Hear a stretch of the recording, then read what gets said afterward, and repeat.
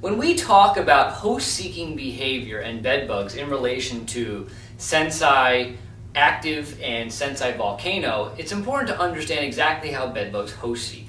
And they use carbon dioxide, chemicals on the surface of our skin, and heat to find their host. And we know from research that carbon dioxide plays probably the most significant role in that picture in regards to attracting bedbugs from long distances. And when we talk about SenSci active, active is actually mimicking chemicals on the surface of the skin. And so it's just one part of the scent picture. And when I talk about active, the analogy I try to use is imagine a sweaty shirt.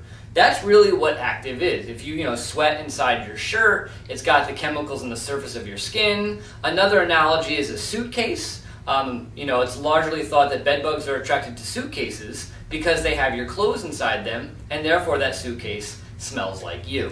And so that's kind of the way you want to set the framework when it comes to bedbugs and host seeking and what role does active play in that picture. Now when we talk about volcano, which I have here, and we talk about the behavior of trying to find a host, bedbugs and their host seeking search or pattern is not direct like most people think.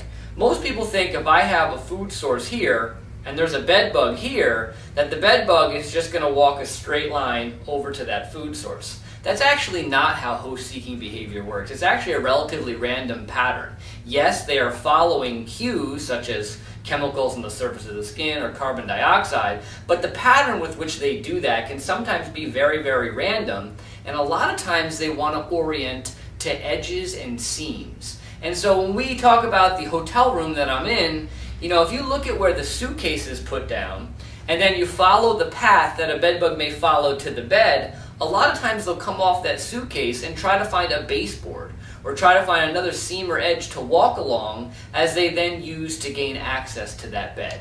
And so when we talk about placement of the volcano or the active volcano, putting it along seams and edges where bedbugs are predicted to travel to get to the bed is extremely important when we compare that to the biology and behavior of that insect.